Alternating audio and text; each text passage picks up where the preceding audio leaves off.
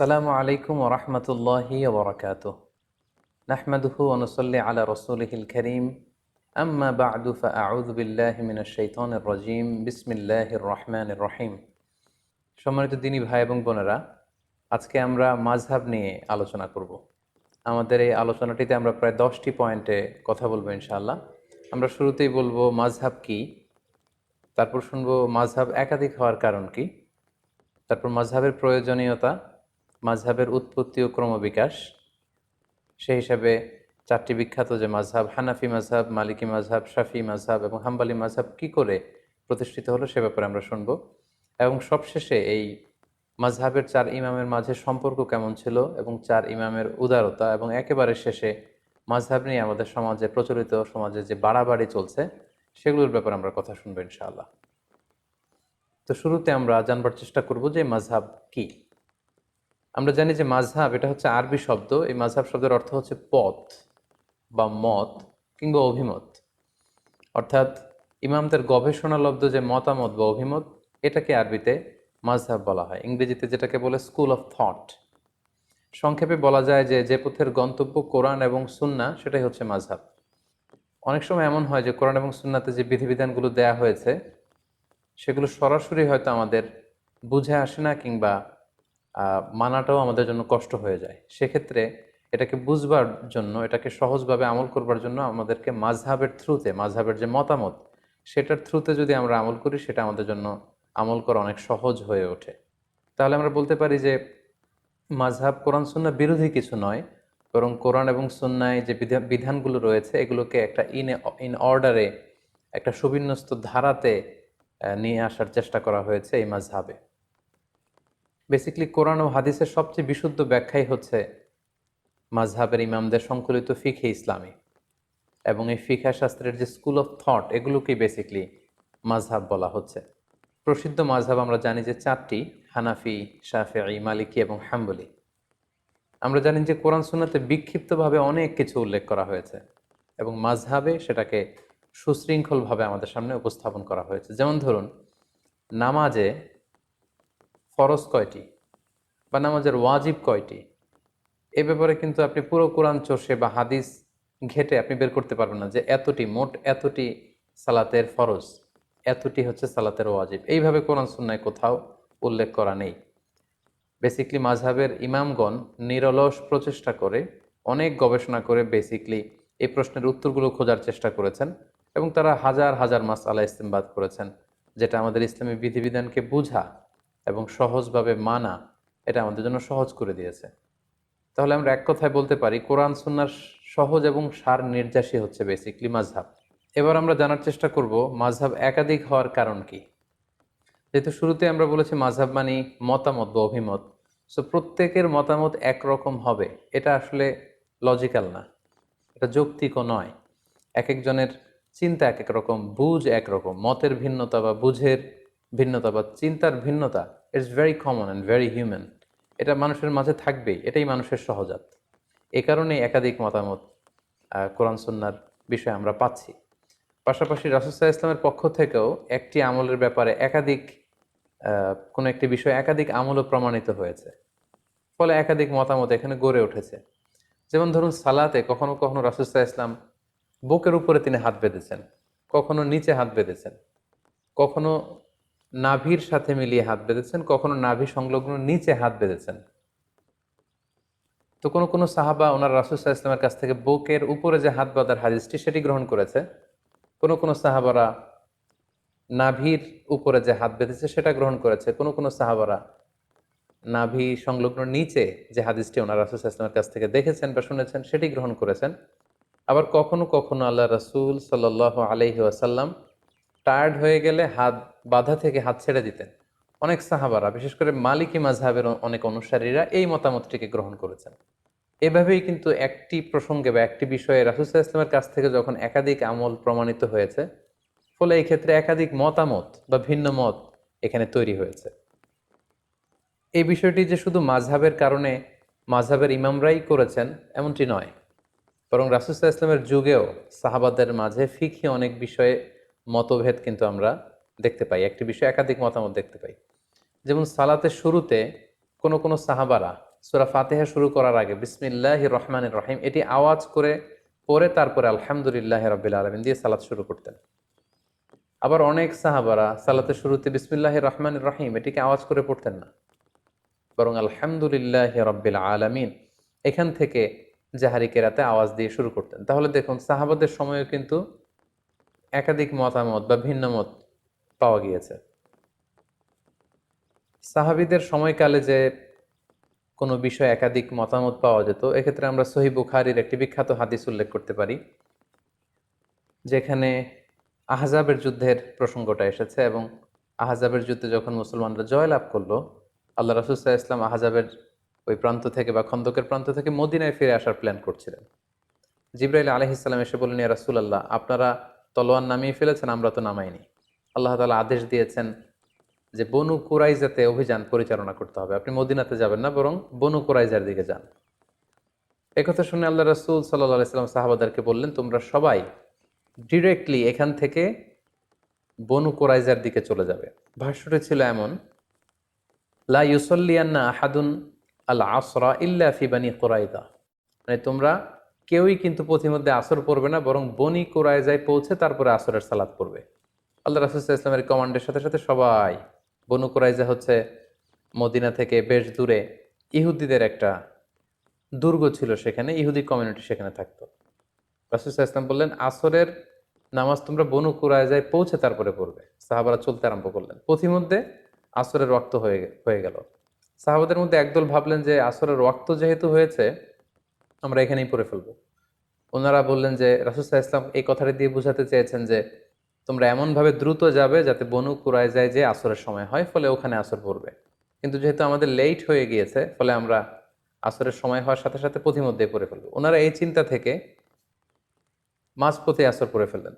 আর কিছু কিছু সাহাবারা বললেন, না, রাসূল সাল্লাল্লাহু আলাইহি ওয়াসাল্লাম যে কমান্ড আমাদেরকে করেছেন সেটা হচ্ছে বনু কুরাইজায় না পৌঁছে আসরের সালাত পড়া যাবে না, এটা যত দেরি হোক, যদি আসরের নামাজ কাজাও হয়ে যায়, ফালতু হয়ে যায়, আমরা প্রতিমধ্যে পড়তে পারবো না, কারণ রাসূল সাল্লাল্লাহু আলাইহি ওয়াসাল্লাম বনু কুরাইজায় পৌঁছার পরে, ওখানে অ্যারাইভ করার পরে আমাদেরকে সালাত পড়তে বলেছেন। ওনারা বাকিদের সাথে মাঝপথে সালাত না পড়ে বনু কুরাইজায় চলে গেলেন এবং তারা বনু কুরাইজাতে পৌঁছে তারপরে সালাত পড়লেন। তাহলে দেখেন, আল্লাহ রাসূল সাল্লাল্লাহু আলাইহি ওয়াসাল্লামের এক নির্দেশনা, একটি কমান্ড থেকে সাহাবাদের মধ্যে এক গ্রুপ একভাবে বিষয়টি বুঝলো, আরেক গ্রুপ ঠিক তার উল্টোটি 180 ডিগ্রি অ্যাঙ্গেল বিপরীতে যেয়ে তারা বুঝলো।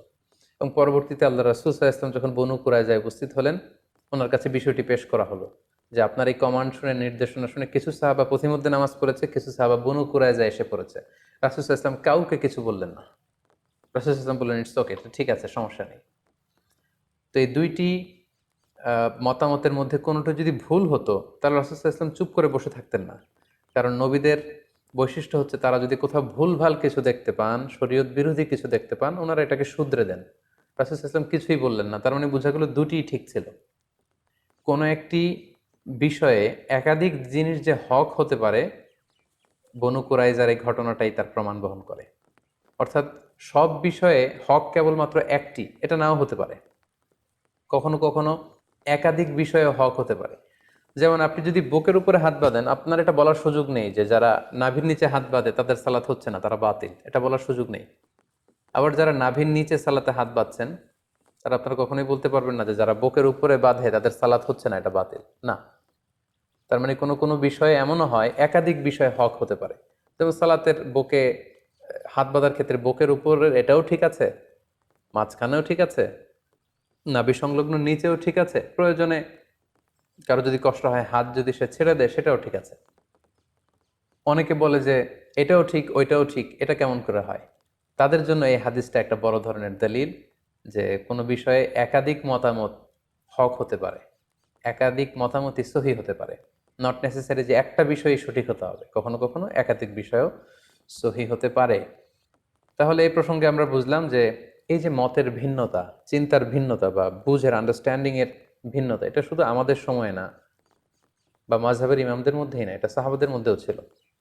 আরেকটি মজার বিষয় এখানে উল্লেখ করা যেতে পারে। আমরা জানি যে আল্লাহ রাসূল সাল্লাল্লাহু আলাইহি ওয়াসাল্লাম মেরাজে গিয়েছিলেন, সশরীরে ওনার মেরাজ হয়েছিল। এই মেরাজে গিয়ে তিনি সরাসরি আল্লাহ তাআলাকে দেখেছেন নাকি দেখেননি, এ বিষয়ে সাহাবাদের মধ্যে দুইটা দল ছিল।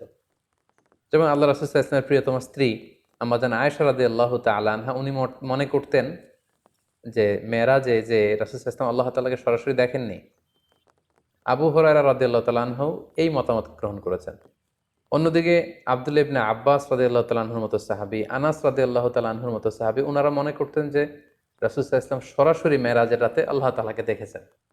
তাহলে দেখেন প্রত্যেকেই জলিল কদর সাহাবী, অনেক মর্যাদাবান সাহাবী। তাদের কেউ মনে করেছেন সরাসরি আল্লাহর সাথে সাক্ষাৎ হয়েছে, আবার কেউ মনে করেছেন সরাসরি সাক্ষাৎ হয়নি। সো এই যে মতের ভিন্নতা, এটা খুবই স্বাভাবিক একটা বিষয় এবং আল্লাহ রাসূল সাল্লাল্লাহু আলাইহি ওয়াসাল্লামের সময় যে সাহাবারা ছিল ওনাদের মধ্যেও বিভিন্ন মাসআলাতে, ফিকহি মাসআলাতে মতামতের ভিন্নতা ছিল। সবাই যে এক মতের উপর ঐক্যবদ্ধ ছিলেন ব্যাপারটি এমন নয়। ফলে যে সাহাবী যে আমলের ক্ষেত্রে রাসূল সাল্লাল্লাহু আলাইহি ওয়াসাল্লামের কাছ থেকে যেই পদ্ধতিতে শিখেছেন তিনি সেটা প্র্যাকটিস করেছেন। ওনার ছাত্ররা তাবিঈরা সেটা প্র্যাকটিস করেছেন, তৎপরবর্তীতে তাবিঈরা সেটা প্র্যাকটিস করেছেন। এভাবে বিভিন্ন ধরনের প্র্যাকটিসের কারণে রাসূল সাল্লাল্লাহু আলাইহি ওয়াসাল্লামের কাছ থেকে একাধিক আমল নানাভাবে প্রমাণিত হওয়ার কারণে মতামতের ভিন্নতা পাওয়া গিয়েছে। ফলে মাযহাব একাধিক হয়েছে। এখানে অনেকে প্রশ্ন করতে পারেন যে তাহলে মাযহাব ৩টি হয়নি কেন বা ৫টি হয়নি কেন? মাযহাব ৪টিতে সীমাবদ্ধ থাকলো কেন? এর উত্তর আমরা বলতে চাই যে ৪ মাযহাবের যে ৪ জন ইমাম, ওনাদের যে উসুল বা কওয়ায়েদ, ওনাদের যে মাযহাবের রুলস অ্যান্ড রেগুলেশন, এগুলো যতটা সুবিন্যস্তভাবে গ্রন্থাকারে সংরক্ষিত হয়েছে, অন্যান্য কোনো ইমামের মতামতগুলো এরকম সুবিন্যস্তভাবে গ্রন্থাকারে সংরক্ষিত হয়নি। ওনারা ছাড়াও আরও অনেক বড় বড় ইমাম ছিলেন, ওনাদেরও মাযহাব ছিল, কিন্তু ওই সমস্ত ইমামদের অনুসারী গড়ে ওঠেনি, ফলোয়ার গড়ে ওঠেনি, যেমনটি ৪ মাযহাবের ৪ জন বড় ইমামের ক্ষেত্রে গড়ে উঠেছে। ফলে ওনাদের এই ৪ জনের মাযহাব গোটা বিশ্বব্যাপী সমাদৃত হয়েছে। বাকি ইমামদের যে মাযহাব সেগুলো পৃথিবীতে আর টিকে থাকেনি। এজন্যই একাধিক মাযহাব পৃথিবীতে প্রচলিত হয়েছে এবং সেটি ৪টি মাযহাবে সীমাবদ্ধ রয়েছে। সম্মানিত শুধু এ পর্যায়ে আমরা জানব মাযহাবের প্রয়োজনীয়তা কি, সরাসরি কোরআন সুন্নাহ থেকে আমল করলে সমস্যা কোথায়, মাযহাব ছাড়া যদি কোরআন মানি হাদিস মানি সমস্যা কোথায়, এ প্রশ্ন অনেকে করে থাকেন। তাই এ পর্যায়ে আমরা কেন মাযহাবের প্রয়োজন সেটা আমরা বলবো। এক্ষেত্রে আমি একটু উদাহরণ দিয়ে প্রায় বলে থাকি যে কোরআন সুন্নাহ হচ্ছে 24 ক্যারেটের গোল্ডের মতো, অর্থাৎ দ্য ফাইনেস্ট গোল্ড, 24 ক্যারেটের যে সোনা সেটা। আর মাযহাব হচ্ছে খাদের মতো। আমরা জানি যে 24 ক্যারেটের ফাইনেস্ট গোল্ড দিয়ে জুয়েলারি বানানো যায় না, অলংকার বানানো যায় না। আপনি যদি 24 ক্যারেটের স্বর্ণ দিয়ে অলংকার বানিয়ে দেহে পড়তে চান তাহলে সেখানে খাদ মেশাতে হবে। অর্থাৎ সরাসরি কোরআন সুন্নাহর বিষয়গুলো অনেকের পক্ষে বুঝা, আমল করা এটা তার জন্য সহজ নাও হতে পারে। সেক্ষেত্রে তার জন্য মাযহাবের প্রয়োজন, যেটা হচ্ছে খাদ। এই খাদটা আমাদের উদ্দেশ্য না, উদ্দেশ্য হচ্ছে কোরআন সুন্নাহ, উদ্দেশ্য হচ্ছে গোল্ড। কিন্তু ওই গোল্ড যদি আমাদেরকে অর্নামেন্টস বানিয়ে কিংবা জুয়েলারি বানিয়ে আমরা যদি গলায় পড়তে চাই, আমরা যদি ব্যবহার করতে চাই, তাহলে সেখানে খাদ মেশাতে হবে। অনুরূপভাবে কোরআন সুন্নাহকে সহজভাবে বুঝতে হলে সেখানে মাযহাবের প্রয়োজন হবে। অনেকে বলে থাকেন যে আমি কোনো মাযহাব মানি না, বরং আমি লা মাযহাবী, অর্থাৎ কোনো মাযহাবকে আমি গ্রহণ করি না। যারা কোনো মাযহাব মানেন না বলেন, তারা যেটার উপর আমল করেন সেটাও কোনো না কোনো মাযহাবের সাথে মিলে যায়। মাযহাবের বাইরে যেয়ে আসলে কোরআন সুন্নাহকে মানা সম্ভব না। ফলে এই উদাহরণটি দিয়ে খুব সহজে বোঝানো যাচ্ছে যে কোরআন সুন্নাহ হচ্ছে 24 ক্যারেটের গোল্ড আর মাযহাব হচ্ছে খাদ।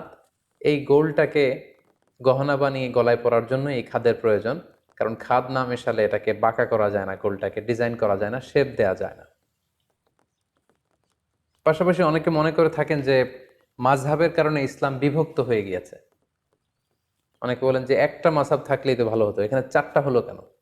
এটা তো ইসলামকে বিভক্ত করেছে। এই কথাটিও আসলে ঠিক নয়। আসলে বাস্তবতা হচ্ছে একেবারে উল্টো। মাযহাব আসলে ইসলামকে বিভক্ত করেনি, বরং মাযহাব ইসলামকে অনেকগুলো ভাগে ভাগ হওয়া থেকে বাঁচিয়েছে। অর্থাৎ অনেকগুলো ভাগে বিভক্ত না করে এটাকে মাত্র 4টা ভাগে ভাগ করেছে। যেমন উদাহরণস্বরূপ যদি আমি বলি, আল আজহার বিশ্ববিদ্যালয় থেকে যারা গ্র্যাজুয়েশন করে পাশ করে তাদেরকে আজহার থেকে একটা টাইটেল দেয়া হয়, সেটা হচ্ছে আজহারি। আমি নিজেও যেহেতু ব্যক্তিগতভাবে আল আজহার থেকে পড়াশোনা করেছি, ফলে আমিও আমার নামের শেষে এই টাইটেলটি যুক্ত করে থাকি। তো বাংলাদেশে আপনারা অনেকেই দেখবেন যে যারা আল আজহার বিশ্ববিদ্যালয় থেকে পড়াশোনা করেছে ওনারা ওনাদের নামের শেষে এই আজহারি শব্দটি যুক্ত করে। তো এই আজহারি বানানটি অনেকে অনেকভাবে লিখে থাকে। কেউ আজহারি বানানে বর্গীয় জ দিয়ে আজহারি লিখে, কেউ অন্তঃস্থ জ দিয়ে লিখে, কেউ আবার আজহারি বানানে রয়ের সাথে হ্রস্ব ইকার যুক্ত করে দেয়, কেউ দীর্ঘ ইকার দিয়ে লিখে, আবার অনেকে আজহারি শব্দের আগে আল যুক্ত করে দেয়, ফলে আল আজহারি। এইভাবে যদি আপনি খেয়াল করেন, প্রায় 8টি বানানে আজহারি শব্দটা কিন্তু লেখা সম্ভব। এক্ষেত্রে যদি ইসলামিক ফাউন্ডেশন বলে যে যে আজহারি শব্দটি কোন বানানে ব্যবহৃত হবে, এজন্য আমাদের একটা মতামত হচ্ছে এই বানানটাকে আমরা সাজেস্ট করি। ফলে আজহারি বানানোর জন্য ইসলামী ফাউন্ডেশন একটা মত প্রকাশ করলো, আর মত মানে মাযহাব, তার মানে এটা ইসলামিক ফাউন্ডেশনের মাযহাব। বাংলা একাডেমি যদি বলে যে এক একজন এক এক বানানে না লিখে বিদেশি শব্দ বা আরবি শব্দ কোন বানানে লিখতে হবে, সেটা আমরা সহজভাবে আপনাদের সামনে উপস্থাপন করছি। আমাদের চিন্তা মতে এই বানানটি হচ্ছে সবচেয়ে ভ্যালিড, সবচেয়ে যুক্তিযুক্ত। তাহলে আজহারি বানানের ক্ষেত্রে বাংলা একাডেমি একটি মতামত পেশ করলো, এটা হচ্ছে বাংলা একাডেমির মাযহাব। অথবা প্রথম আলো যদি বলে যে আমরা সব বানানকে সহজভাবে নতুনভাবে উপস্থাপনের চেষ্টা করছি, আমরা সাজেস্ট করি যে আজহারি বানানটা এইভাবে হলে ভালো হয়, ওনারা একটা মতামত দিলেন, তাহলে এটা হচ্ছে প্রথম আলোর মাযহাব। তাহলে দেখুন, এই 3টি মাযহাব থাকার কারণে আজহারি বানান লিখতে যে 8টি মতামত পাওয়ার সুযোগ আছে, বা 8ভাবে 8জন আজহারি শব্দটি লিখতে পারে, সেটা এখন কমে 3টা মাযহাব বা 3টা মতামতে চলে আসলো। এবং আসলে কোনো জিনিসকে একাডেমিক ওয়েতে যদি আমাদের লিখতে হয়, বলতে হয়, জানতে হয়, তখন একটা সিস্টেমেটিক ওয়ে কিন্তু ফলো করতে হয়। মাযহাব বেসিক্যালি এই কাজটাই করেছে। কোরআন সুন্নাহ কিভাবে আমরা কোরআন সুন্নাহর বিধানগুলো মানবো, এটাকে সোসাইটিতে অ্যাপ্লাই করব, সেক্ষেত্রে অনেক অনেক বিভক্তিকে অল্প কিছু বিভক্তিতে নিয়ে এসেছে এই মাযহাব। ফলে মাযহাবের মাধ্যমে বেসিক্যালি আল্লাহ তাআলা ইসলামকে শতদা বিভক্ত হওয়া থেকে বাঁচিয়েছে। অর্থাৎ অনেকগুলো বিভক্তি কমিয়ে মাযহাব মূলত বিভক্তিটাকে একেবারে কম করে নিয়ে এসেছে। অর্থাৎ 10টা 15টা বিভক্তি হওয়ার চেয়ে মাযহাব এখন 4টা ভাগে বিভক্ত হয়ে বিভক্তিকে কমিয়ে এনেছে। সো মাযহাব ইসলামকে ভাগ করেছে, এই কথাটি আসলে কোনোভাবেই শুদ্ধ নয়। পাশাপাশি মাযহাব থাকার আরেকটা উপকারিতা হচ্ছে এখানে সহজতা বা প্রশস্ততা আছে। কোনো কারণে কোনো ইমামের মাযহাবের সংকীর্ণতার কারণে যদি সেটা মানতে কারোর জন্য কঠিন হয়ে যায়, ফলে শারঈ দলিলের আলোকে অন্য ইমামের মাযহাবের যে সহজতা বা প্রশস্ততা, এটা চাইলে কেউ গ্রহণ করতে পারে। সো এটা আমাদের জন্য সুবিধা। তাহলে আমরা বলতে পারি মাযহাব কিন্তু আমাদেরকে ফ্লেক্সিবিলিটি দিয়েছে, অপশন দিয়েছে। আমরা কে না অপশন পছন্দ করি। লেটসে যদি বলা হয় যে এই 10তলা বিল্ডিংটিতে ওঠার জন্য শুধু সিঁড়ি আছে, সিঁড়ি ছাড়া অন্যভাবে ওঠার সুযোগ নেই, সেটা অনেকের জন্য কঠিন হতে পারে। কিন্তু যদি বলা হয় এই 10তলা বিল্ডিং এর একেবারে 10ম তলায় ওঠার জন্য সিঁড়ির ব্যবস্থাপনাও থাকবে, আবার এক পাশে লিফট থাকবে, আবার আরেক পাশে এসকেলেটরও থাকবে, সো 3টা অপশন দিলে কিন্তু আমাদের জন্য সুবিধা। যিনি সিঁড়ি বেয়ে উঠতে পারবে তিনি সিঁড়ি বেয়ে উঠলো, যার হয়তো পায়ে ব্যথা সমস্যা তিনি লিফটে চড়ে উঠলো, অথবা কেউ যদি এসকেলেটর ইউজ করতে চায় তাহলে তিনি এসকেলেটর দিয়ে উঠলেন। তার মানে মাযহাবের এই একাধিক অপশন বা ফ্লেক্সিবিলিটি থাকার কারণে এটা ইসলামকে বুঝা মানা আমাদের জন্য আরো সহজ করে দিয়েছে। ধরুন যে ঢাকা থেকে চট্টগ্রামে যাওয়ার জন্য যদি শুধু বাস দিয়ে যাওয়ার সুযোগ থাকে, এটা সহজ, নাকি চট্টগ্রামে বাস দিয়ে যাওয়া যাবে, ট্রেন দিয়ে যাওয়া যাবে, প্লেন দিয়ে যাওয়া যাবে, কোনটা সহজ? অর্থাৎ আমাদেরকে যদি অপশন দেওয়া হয় সেটা সহজ, then we can choose any of the option. যার তাড়াতাড়ি ঢাকা থেকে চট্টগ্রাম পৌঁছতে হবে তিনি প্লেন দিয়ে যেতে পারেন, যিনি ট্রেনে চড়তে পছন্দ করেন তিনি ট্রেন দিয়ে যেতে পারেন, আবার যিনি বাসে ভ্রমণকে প্রেফার করেন তিনি কিন্তু চাইলে বাসে যেতে পারেন। তাহলে এক্ষেত্রে আমরা বুঝলাম মাযহাবের একাধিক মতামত থাকার কারণে ইসলামটাকে পালন করা আমাদের জন্য সহজ হয়েছে। উই গট সাম অপশনস, এবং এটা অনেকটা ফ্লেক্সিবিলিটি দিয়েছে আমাদেরকে। পাশাপাশি এই মাযহাবের মাধ্যমে আল্লাহ রাসূল সাল্লাল্লাহু আলাইহি ওয়াসাল্লামের পক্ষ থেকে প্রমাণিত যতগুলো আমল পাওয়া যায় সবগুলোই কিন্তু ঘুরে ফিরে পালিত হচ্ছে। মাযহাব যদি একটি হতো তাহলে রাসূল সাল্লাল্লাহু আলাইহি ওয়াসাল্লামের এই সব ধরনের আমল এগুলো কিন্তু পালন করার সুযোগ হতো না। লেটস সে মাযহাব যদি একটা হতো যে শুধু বুকের উপরে হাত বাঁধতে হবে, তাহলে বুকের নিচে, নাভির উপরে, এই যে এতগুলো মতামত আল্লাহ রাসূল সাল্লাল্লাহু আলাইহি ওয়াসাল্লামের আমলের মধ্যে ছিল, এই আমলগুলো কিন্তু হারিয়ে যেত ইতিহাসের পাতায়, আর থাকতো না। ফলে কেমন যেন আল্লাহ তাআলার এটা একটা বিশেষ রহস্য বা কুদরত যে তিনি 4টা মাযহাবের মাধ্যমে আল্লাহ রাসূল সাল্লাল্লাহু আলাইহি ওয়াসাল্লামের পক্ষ থেকে প্রমাণিত যত ধরনের আমল হতে পারে এটা ঘুরিয়ে ফিরিয়ে সারা বিশ্বে আমল করাচ্ছেন। আমরা যখন মসজিদুল হারামে সালাত পড়ি, কেউ বুকের উপরে বাঁধে, কেউ নাভির নিচে বাঁধে, কেউ বাঁধেই না। কেউ মালিকি মাযহাবের, কেউ শাফি মাযহাবের, কেউ হাম্বলি মাযহাবের, আমরা হানাফি মাযহাবের। ফলে রাসূল সাল্লাল্লাহু আলাইহি ইসলামের সবগুলো আমল ঘুরে ফিরে চর্চা হচ্ছে গোটা বিশ্বব্যাপী। মাযহাব যদি 4টা না হতো, একাধিক মাযহাব যদি প্রতিষ্ঠিত না হতো, তখন কিন্তু এটা করার সুযোগ হতো না। ফলে আমরা বলতে পারি যে এই মাযহাবগুলো ইসলামকে চমৎকারভাবে গোটা বিশ্বে সংরক্ষণ করেছে। তাই মাযহাবের কোনো আমল নিয়ে একে অপরকে কিন্তু ঠাট্টা বিদ্রূপ করা উচিত না। কারণ রাসূল সাল্লাল্লাহু আলাইহি ইসলামের কোনো না কোনো পদ্ধতি বা বর্ণনা কোনো না কোনো মাযহাব গ্রহণ করেছে। ফলে আমি যদি কোনো মাযহাবকে নিয়ে ঠাট্টা করি, তাহলে এটা কেমন যেন রাসূল সাল্লাল্লাহু আলাইহি ইসলাম থেকে প্রমাণিত কোনো আমলকেই ঠাট্টা করলাম। আমরা বাংলাদেশে প্রায়ই দেখি যে আমরা নিচে হাত বাঁধি, তো যে উপরে হাত বাঁধে এটাকে বিভিন্ন মাহফিলে বা বিভিন্ন আলোচনায় ব্যঙ্গ করে দেখানো হয়। আমরা হানাফি মাযহাবে রুকুতে ওঠার সময়, সেজদা যাওয়ার সময় এরকম হাত ওঠানো, যেটাকে রফউল ইয়াদাইন বলে, এটা আমরা করি না। কিন্তু যারা করে অনেক সময় তাদেরকে এরকম ঠাট্টা করা হয়। তো আপনি যদি মাযহাবের পক্ষের লোক হয়ে থাকেন, আপনি যদি ওই আমলগুলোকে ঠাট্টা করেন, তাহলে কেমন যেন আপনি মাযহাবের বিরোধিতা করলেন। কারণ আপনার মাযহাবে হয়তো এই আমলটি নেই, কিন্তু অন্য মাযহাবে কিন্তু অত্যন্ত ভাব গাম্ভীর্যতার সাথে, অত্যন্ত আবেগের সাথে রাসূল সাল্লাল্লাহু আলাইহি ইসলামের এই আমলটি পালন করা হচ্ছে। সো মাযহাবের কোনো আমলকে, আল্লাহ রাসূল সাল্লাল্লাহু আলাইহি ইসলাম থেকে প্রমাণিত কোনো আমলকে যদি আপনি ঠাট্টা করেন, অন্য কোনো মাযহাবকে যদি আমরা ঠাট্টা করি, তাহলে এটা কেমন যেন রাসূল সাল্লাল্লাহু আলাইহি ইসলামের আমল নিয়ে ঠাট্টা করার শামিল, যেটা অনেক বড় ধরনের একটি কবিরা গুনাহ। সো আমরা সহজে বলতে পারি যে 4 মাযহাব হলো 4টি নৌকার মতো। দৈনন্দিন জীবনে দিনের সাগর পাড়ি দিয়ে আল্লাহ পাকের সন্তুষ্টির বন্দরে ভিড়ার জন্য আমরা 4টি নৌকা দিয়ে বন্দরে ভিড়ার চেষ্টা করছি।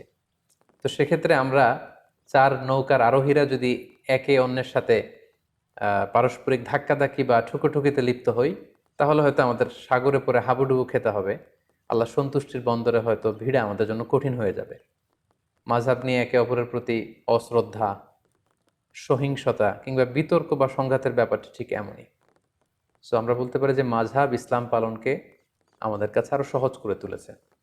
এ পর্যায়ে আমরা মাযহাবের উৎপত্তি বা ক্রমবিকাশ নিয়ে আলোচনা করব ইনশাআল্লাহ।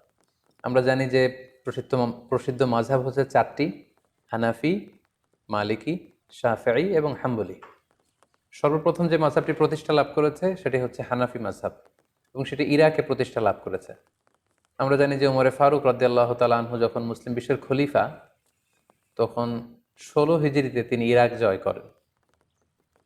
তখন ইরাকের কুফা নগরীকে তিনি মুসলিম উম্মার একটি প্রাদেশিক শহর, প্রশাসনিক শহর হিসেবে তিনি ঘোষণা দেন, এবং সেই কুফা নগরীতে যে মুসলিম উম্মা আছে তাদেরকে কোরআন সুন্নাহ শিক্ষা দেওয়ার জন্য আল্লাহ রাসূল সাল্লাল্লাহু আলাইহি ইসলামের একজন প্রিয় সাহাবী আব্দুল্লাহ ইবনে মাসউদ রাদিয়াল্লাহু তাআলা আনহুকে তিনি মদিনা থেকে অ্যাজ অ্যান অ্যাম্বাসেডর কুফাতে তিনি প্রেরণ করেন, এবং তিনি বলেন যে আপনি কুফায় যে দিন প্রচার করেন। ওমর ফারুকের নির্দেশনা অনুযায়ী আব্দুল্লাহ ইবনে মাসউদ রাদিয়াল্লাহু তাআলা আনহু মদিনা থেকে কুফায় চলে গেলেন। দীর্ঘদিন তিনি কুফার অধিবাসীদেরকে কোরআন সুন্নাহর বাণী তিনি প্রচার করলেন। ওনার ইন্তেকালের পরে এই দায়িত্ব চলে আসে ওনার ছাত্র আলকামা রহিমাহুল্লাহর উপর। তিনি তখন কুফাতে কোরআন সুন্নাহর তালিম, তাদরিস, টিচিং এই কাজটা করতেন। আলকামা আলাইহি রাহমা ওনার মৃত্যুর পরে ওনার ছাত্র ইব্রাহিম নাখাই, ওনারা সবাই তাবিঈ ছিলেন, উনি এই গুরু দায়িত্ব নিজের কাঁধে তুলে নেন, এবং তিনি কুফাতে কোরআন সুন্নাহর এই তালিম, তালকিন এবং তাদরিসের কাজ তিনি করতে আরম্ভ করেন। ইব্রাহিম নাখাইয়ের ইন্তেকালের পরে ওনার ছাত্র হাম্মাদ ইবনে আবি সুলাইমান, উনি সেখানে তাদরিস, টিচিং এবং কোরআন সুন্নাহর দাওয়াতের কাজ করতেন। হাম্মাদ ইবনে আবি সুলাইমান 120 হিজরিতে ইন্তেকাল করেন, এবং ওনার ইন্তেকালের পরে ওনার সবচাইতে যোগ্য ছাত্র ইমাম আবু হানিফা আলাইহি রাহমা 120 হিজরিতে কুফা নগরীতে ইসলাম প্রচারের দায়িত্ব ইমাম আবু হানিফার কাঁধে চলে আসে। উনি অত্যন্ত মেধাবী একজন মানুষ ছিলেন। 120 হিজরিতে যখন ইমাম আবু হানিফার কাছে এই দায়িত্ব চলে আসে, উনি বেসিক্যালি 80 হিজরিতে জন্মগ্রহণ করেন। ফলে 120 হিজরিতে ওনার বয়স তখন দাঁড়ায় 40 বছর। অর্থাৎ 40 বছর বয়সে তিনি কুফা নগরীর ইসলাম প্রচারের যে গুরু দায়ভার, এটা তিনি নিজের কাঁধে তুলে নেন, এবং তিনি দায়িত্ব পেয়ে কিছু যুগান্তকারী সিদ্ধান্ত তখন তিনি নিয়েছিলেন। এবং আপনারা জানেন তখন ইসলাম খুব বেশি স্প্রেড হচ্ছিল, দলে দলে মুসলমানরা, লোকজন কালিমা পড়ে মুসলমান হচ্ছিল, এবং নতুন নতুন অনেক ইস্যু নতুন নতুন অনেক কন্টেম্পোরারি মাসআলা তখন আসছিল, যেটি আগে ছিল না। তখন ইমাম আল আযম আবু হানিফা রাহিমাহুল্লাহ ওনার মেধাবী ছাত্রদেরকে নিয়ে 40 জনের একটা প্যানেল করেন, একটা ফিক একাডেমি করেন, এবং যত নতুন মাসালা আসতো উনি ছাত্রদের মাঝে মাসালাটাকে ছেড়ে দিতেন। ছাত্ররা অনেক ধরনের ডিসকাশন করে আর্গুমেন্ট দিয়ে একটা পর্যায়ে যখন এটার উত্তরে পৌঁছতেন, তখন এই উত্তরটা ইমামে আজম আবু হানিফার কাছে দেয়া হতো। পরে ফাইনালি সবার কথা শুনে উনি ওইটার উপর জাজমেন্ট দিতেন, লিগ্যাল অপিনিয়ন দিতেন, সলিউশন দিতেন। এবং উনি কিভাবে সলিউশন দিচ্ছেন, কিভাবে কোরআন সুন্নাহ থেকে মাসআলাগুলো ইস্তেমবাদ করছেন, এগুলো ওনার ছাত্র মোহাম্মদ ইবনুল হাসান আশ-শাইবানি, আবু ইউসুফ রাহিমাহুল্লাহ, ইমাম জুফার, ওনারা এগুলো লিপিবদ্ধ করতে আরম্ভ করলেন। কোন রুলস অ্যান্ড রেগুলেশন, কোন উসুল, কোন মেথড এবং কওয়ায়েদের ভিত্তিতে উনি কোরআন সুন্নাহ থেকে এই মাসালাগুলো ইস্তেমবাদ করেন, এগুলো যখন লিপিবদ্ধ করা হলো, তখন ওনার এই প্রক্রিয়া, কোরআন সুন্নাহ থেকে মাসালা ইস্তেমবাদ করার প্রক্রিয়ায় বিধিবিধানগুলো মানুষের মাঝে খুব বেশি সমাদৃত হতে শুরু করলো। এবং এই কর্মযজ্ঞের মধ্য দিয়ে বেসিকলি উনি হানাফি মাযহাবের প্রতিষ্ঠা করেন। ঠিক একই সময়ে ওই সময়ে মদিনাতে আরেকটি মাযহাবের প্রতিষ্ঠা ঘটে, যেটি ইমাম মালিক রাহিমাহুল্লাহর নেতৃত্বে গঠিত হয়। তাহলে আমরা বলতে পারি যে ইমাম আবু হানিফা এবং ইমাম মালিক ওনারা সমসাময়িক সময়ের ছিলেন। 93 হিজরিতে ইমাম মালিক রাহিমাহুল্লাহ জন্মগ্রহণ করেন। ফলে মদিনা কেন্দ্রিক উনি আব্দুল্লাহ ইবনে আব্বাস, আম্মা জান আয়েশা রাদিয়াল্লাহু তাআলা আনহু, আব্দুল্লাহ ইবনে উমর, ওনারা যেই ইলম বা ফিক প্রচার করেছেন, সেটা সাঈদ ইবনে মুসাইয়েবের থ্রুতে, নাফে মাওলা ইবনে উমর ওনার থ্রুতে ইমাম মালিক সেগুলো কালেক্ট করেন। এবং তিনি একটি সহিহ হাদিসের গ্রন্থ লিখেন মদিনাতে, যেটাকে মুয়াত্তা মালিক বলে পরিচিত। আমরা জানি যে বর্তমানে কালামে পাকের পরে, অর্থাৎ কোরআনুল কারিমের পরে সবচেয়ে সহি গ্রন্থ বলা হয় সহি বুখারীকে, অর্থাৎ বুখারী শরীফকে। কিন্তু ইমাম বুখারী লেখার আগে যেই গ্রন্থটাকে কোরআনের পরে সবচেয়ে বেশি সহি হিসেবে ধরা হতো, সেটা হচ্ছে ইমাম মালিকের লেখা মুয়াত্তা ইবনে মালিককে। উনি মসজিদে নববীতে বসে সেখানে দার্স দিতেন, এবং ওনারও অনেক ছাত্র, শাগরিদ, অনুসারী, ফলোয়ার মদিনা কেন্দ্রিক গড়ে ওঠে। এবং উনি যে রুলস অ্যান্ড রেগুলেশনের আওতায় কোরআন সুন্নাহর মাসালাগুলো ইস্তেমবাদ করতেন, সেটার আলোকে উনি একটি মাযহাব প্রতিষ্ঠা করেন, সেটাকে বলা হয় মালিকি মাযহাব, যেটাকে মাদ্রাসাতু আহলিল হাদিস বলে। আর ইমাম আবু হানিফার মাযহাবকে বেসিক্যালি মাদ্রাসাতু আহলির রয় বলে। তাহলে সংক্ষেপে যদি আমরা এভাবে বলি যে ইমাম আবু হানিফা এবং ইমাম মালিক ওনারা সমসাময়িক ছিলেন। ইমাম আবু হানিফা ইরাক কেন্দ্রিক ইবনু মাসউদ রাদিয়াল্লাহু তাআলা আনহুর যেই জ্ঞান ওনার ছাত্রদের থ্রুতে ওনার হাতে এসেছে, সেটার উপর বেস করে ইরাকে তিনি হানাফি মাযহাব প্রতিষ্ঠা করেন। একই সময়ে মদিনাতে ইমাম মালিক রাহিমাহুল্লাহ উনি মালিকি মাযহাব প্রতিষ্ঠা করেন। তাহলে এইভাবে বেসিকলি হানাফি মাযহাব এবং মালিকি মাযহাবের সূচনা বা গোড়াপত্তন হয়েছে। ইমাম মালিকের পরে ইমাম মালিকের ছাত্র ইমাম শাফিঈ, যে বছর ইমাম আবু হানিফা ইন্তেকাল করেন 150 হিজরিতে, ঠিক সেই বছর ইমাম শাফিঈ জন্মগ্রহণ করেন। তিনি জন্মগ্রহণ করেন ফিলিস্তিনের গাজাতে। সেখান থেকে ওনার মা ওনাকে মক্কায় নিয়ে আসেন। মক্কা থেকে মদিনাতে ইমাম মালিকের কাছে তিনি পড়াশোনা করেন। পরবর্তীতে বাগদাদে ইমাম আবু হানিফার ছাত্র মোহাম্মদ ইবনুল হাসান আশ-শাইবানির কাছে পড়াশোনা করেন। এভাবে তিনিও অনেক বড় একজন স্কলার হয়ে ওঠেন। তিনি হানাফি মাযহাবের দ্বারা প্রভাবিত হয়ে প্রথমত বাগদাদে তিনি জ্ঞান চর্চা এবং জ্ঞান বিতরণ করেন। পরবর্তীতে তিনি যখন মিশরে চলে যান, সেখানে যে তিনি যত মাসআলা ইমাম আবু হানিফা কিভাবে বলেছেন এবং ওনার সরাসরি শিক্ষক ইমাম মালিক কিভাবে বলেছেন, এগুলোকে থরলি ইনভেস্টিগেট করে উনি নিজে আবার একটি মাযহাব প্রতিষ্ঠা করেন কিছু রুলস অ্যান্ড রেগুলেশনের আওতায়। ফলে 3 নম্বর মাযহাবের গোড়াপত্তন হলো ইমাম শাফির মাযহাব, যেটা মিশরে। ওনার কবরও মিশরে অবস্থিত। আমি নিজেও ইমাম শাফির কবর জিয়ারত করেছি মিশরে। আর ইমাম আবু হানিফার কবর হচ্ছে কুফাতে। আর ইমাম মালিক রাহিমাহুল্লাহর কবর হচ্ছে মাকবারতুল বাকিয়ায়, অর্থাৎ মসজিদে নববীর পাশে যে কবরস্থান, সেখানে ওনাকে দাফন করা হয়েছে। তাহলে আমরা পেলাম যে শুরুতে ইরাক কেন্দ্রিক হানাফি মাযহাবের গোড়াপত্তন হলো, মদিনা কেন্দ্রিক মালিকি মাযহাবের গোড়াপত্তন হলো, এবং মিশর কেন্দ্রিক ইমাম শাফি মাযহাবের গোড়াপত্তন হলো। সর্বশেষে যে 4 নম্বর মাযহাবটি আছে, সেটি হচ্ছে ইমাম আহমদ ইবনে হাম্বলের মাযহাব। উনি অনেক বড় একজন ইমাম ছিলেন। উনি ইমাম শাফির সরাসরি ছাত্র ছিলেন এবং তিনি মুসনাদে আহমদ ইবনে হাম্বাল নামে একটি হাদিসের গ্রন্থ রচনা করেছেন, যেটি হাদিসের একক গ্রন্থ হিসেবে সবচাইতে বড় হাদিসের কালেকশন। উনি বাগদাদে জন্মগ্রহণ করেছিলেন, ইমাম শাফিঈর সরাসরি ছাত্র।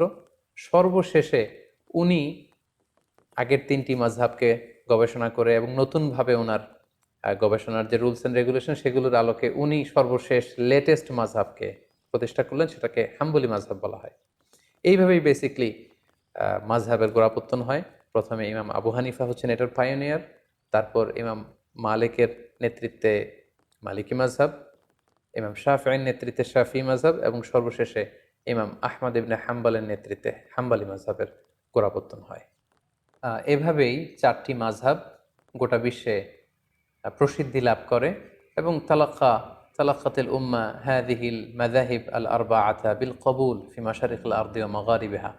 গোটা বিশ্বের মুসলমানরা এই চারটি মাযহাবকে অত্যন্ত আন্তরিকতার সাথে গ্রহণ করে, কারণ গোটা বিশ্বের স্কলাররা ওনারা দেখেছেন যে এই চার মাযহাবের চারজন যে ইমাম ওনারা ছিলেন অত্যন্ত মুখলিস লোক, ইখলাসের মানদণ্ডে ওনারা উত্তীর্ণ ছিলেন, ইলমি যোগ্যতা ছিল অনেক বেশি পরিশ্রম করে ওনারা এমনভাবে কোরআন সুন্নাহ থেকে এই মাসআলাগুলো, লিগ্যাল অপিনিয়নগুলো বের করেছে যেটা আমাদের জন্য অনেক বড় একটা নেয়ামত।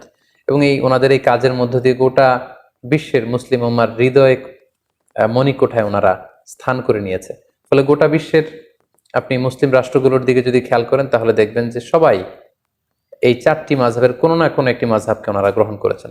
আমাদের বাংলাদেশে হানাফি মাযহাবের প্রচলন, বাংলাদেশ, ভারত, পাকিস্তান, আফগানিস্তান, তুরস্ক, তারপর চীনের যে অংশে মুসলমানরা থাকে এবং রাশিয়ার যে অংশগুলো ভাগ হয়ে আলাদা আলাদা দেশ হয়েছে, যেমন তুর্কমেনিস্তান, তাজিকিস্তান, কিরগিজস্তান, এই সবগুলো দেশ এবং ইউরোপের কিছু দেশে হানাফি মাযহাব প্রসিদ্ধি লাভ করেছে। গোটা বিশ্বে যত মুসলমান আছে তাদের 1/3 হচ্ছে হানাফি মাযহাবের ফলোয়ার। এর অন্যতম কারণ হচ্ছে সর্বশেষ যে আমাদের আল খিলাফা আল ইসলামিয়া বা ইসলামী খেলাফত ছিল, সেটা ছিল উসমানী খেলাফত এবং ওনারা ওনাদের উসমানী খেলাফত প্রায় 600 বছর ব্যাপী শাসন করেছেন এবং ওনারা হানাফি মাযহাবের উপর প্রতিষ্ঠা ছিলেন। ফলে ওনাদের প্যাট্রনে এই হানাফি মাযহাবের প্রচার প্রসার গোটা বিশ্বব্যাপী এত বেড়েছে।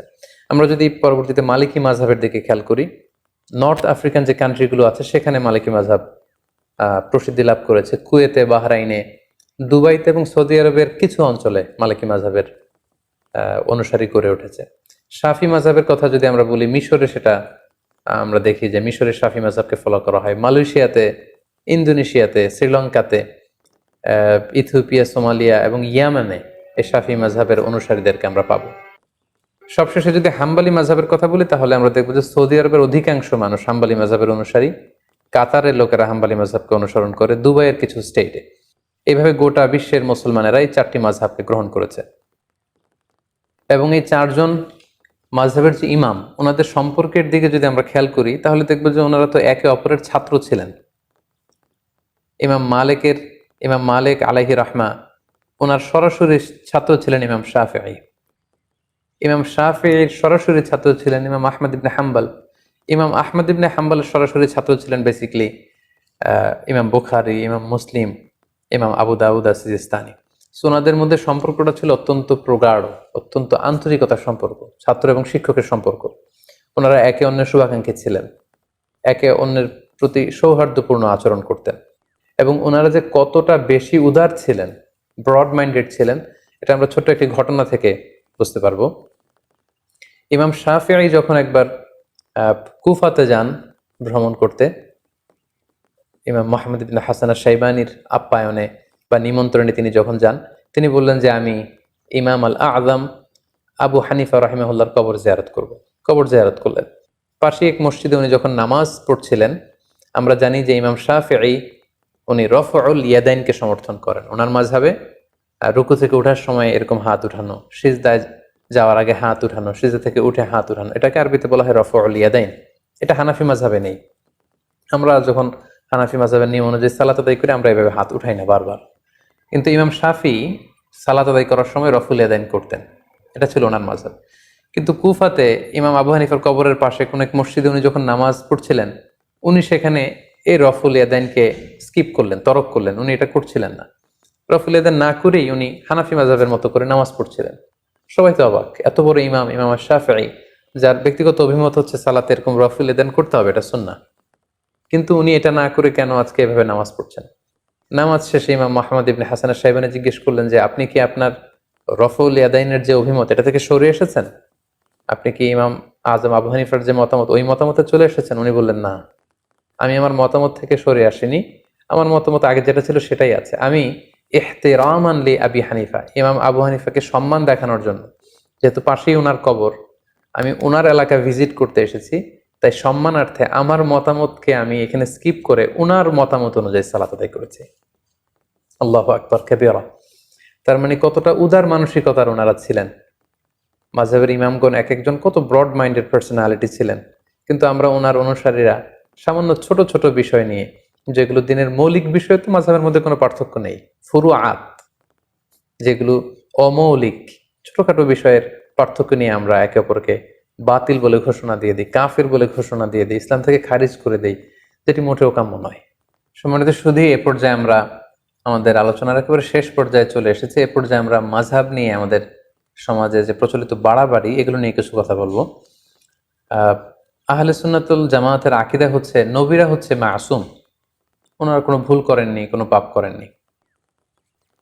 তো আমরা শুধু নবীদের ক্ষেত্রেই এই মাসুম কথাটি যুক্ত করি, এবং সাহাবারা ওনারা হচ্ছেন মাহফুজ, ওনাদেরকে আল্লাহ বড় ধরনের কবিরা গুনাহ থেকে হেফাজত করেছেন, একটি দুইটি স্পেশাল কেস ছাড়া।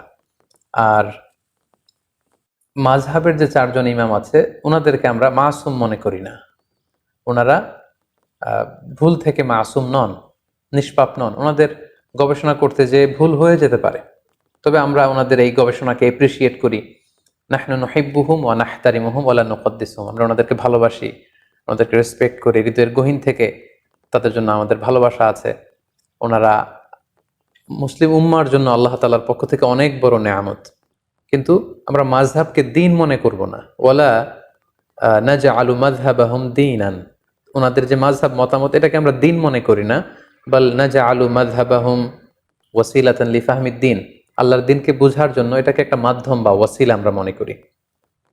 চারজন মাযহাবের বড় বড় ইমাম ওনারা মুজতাহিদ ছিলেন, মানে গবেষক ছিলেন। আর আল মুজতাহিদু ইউসিবু ওয়া ইউখতি, যারা ইজতিহাদ করেন ওনারা সঠিকও করেন এবং মাঝে মাঝে ভুলও করেন, যেহেতু ওনারা মানুষ ছিলেন, সো ওনারা ভুলের ঊর্ধ্বে ছিলেন না। আর মুস্তাহিদদের ক্ষেত্রে কথা হচ্ছে যে মুস্তাহিদরা যদি ভুল করে তাহলে ওনাদেরকে একটি সওয়াব দেওয়া হয়, রিওয়ার্ড দেওয়া হয়, প্রতিদান দেওয়া হয়। আর যদি শুদ্ধ করে তাহলে ডবল রিওয়ার্ড দেওয়া হয়, মানে ডবল প্রতিদান বা সওয়াব ওনারা পান। আর যদি ওনারা ভুল করে থাকেন তাহলে কোনো গুনাহ হয় না, বরং একটি সওয়াব ওনারা পান। সো মুস্তাহিদ হিসেবে ওনাদের ভুল থাকাটা এটা অসম্ভব কিছু নয়, বরং প্রতিটি মাযহাবেই এমন কিছু মতামত রয়েছে যেগুলোর ব্যাপারে প্রশ্ন তুলবার যথেষ্ট সুযোগ রয়েছে। কোনো মাযহাব বা কোনো মতামতই কিন্তু ভুলের ঊর্ধ্বে নয়। এবং এজন্য ইমাম শাফি বলতেন যে রই সওয়াবুন ইয়াহতামিলুল খাতা, আমার যেটা মতামত এটাকে আমি শুদ্ধ মনে করি, তবে এটা ভুলও হতে পারে। আবার ওয়া রয়ু গায়রি খাতাউন ইয়াহতামিলুস সওয়াব, অন্য ব্যক্তি এ ব্যাপারে যে মতামত দিয়েছে সেটাকে আমি ভুল মনে করি, আমি পার্সোনালি ভুল মনে করি, কিন্তু সেটাও শুদ্ধ হতে পারে। সো ওনারা যদি ভুলও করে থাকেন এজন্য ওনারা জাযা পাবেন।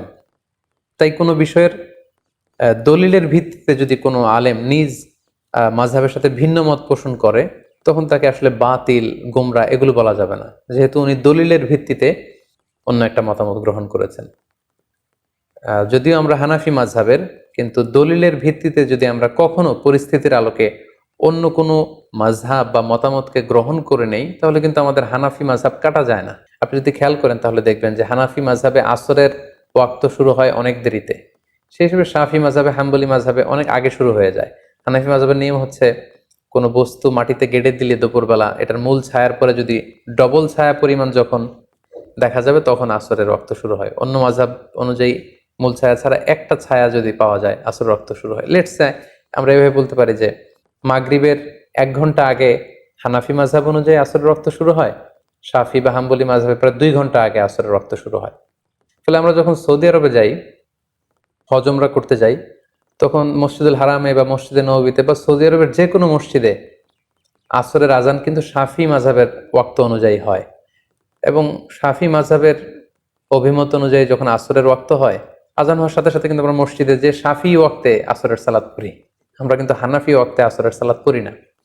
তাই বলে আমাদের ওই সালাত কাটা যাবে, ওই সালাত আদায় হবে না, এমনকি আমরা কখনো মনে করি আমরা হজের যে দীর্ঘ লম্বা সফর, তখন তো আমরা মসজিদে নববীতে বা মসজিদুল হারামে শাফি ওয়াক্তে আসরের নামাজ পড়ি।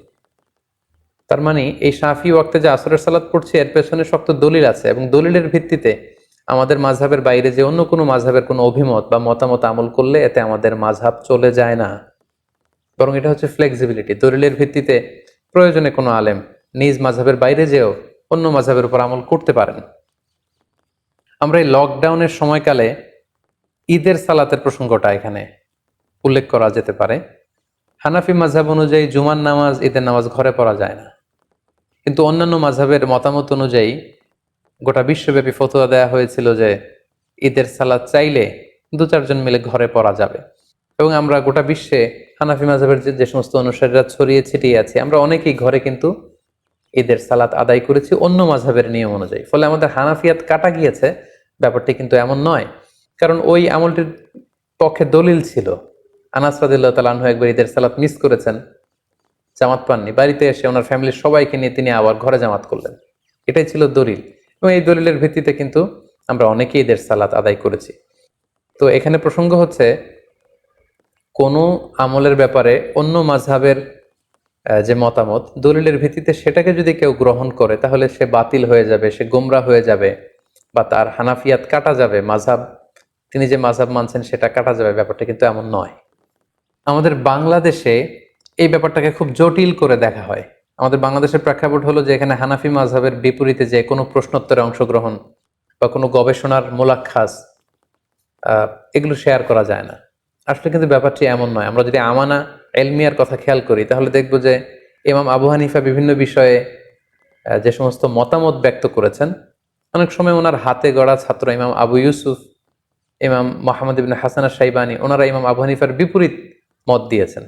এমন না যে আমার উস্তাদ যেটা বলেছে আমরাও সেই মতে দিব, না, ওনারাও গবেষণা করেছেন, ওনাদের ইন্টেলেক্ট, ওনাদের রেশনাল খাটিয়ে ওনারা যদি ভিন্ন মত পেয়েছেন তো সেখানে বিরোধিতা করেছেন। সো এই ক্ষেত্রে আমাদের হাম্বল সাজেশন হচ্ছে আমরা নিঃসন্দেহে মাযহাবকে গ্রহণ করব, ধারণ করব, এবং কোরআন সুন্নাহকে সহজভাবে বুঝার এবং মানার জন্য মাযহাব এটা আল্লাহর পক্ষ থেকে একটি রহমত।